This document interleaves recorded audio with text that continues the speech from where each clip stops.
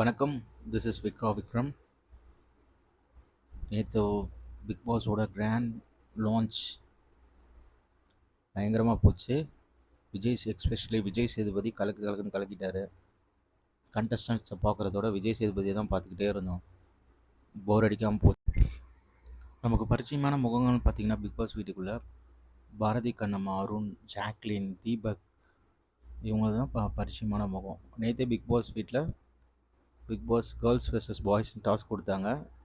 அதில் கேர்ள்ஸ் தான் வின் பண்ணாங்க. பாய்ஸ் வந்து ஒரு கோரிக்கை கொடுத்து வச்சுருக்காங்க. என்னன்னு பார்த்தா, ஒரு வாரத்துக்கு பாய்ஸை எலிமினேட் பண்ணக்கூடாதுன்னு சொல்லி.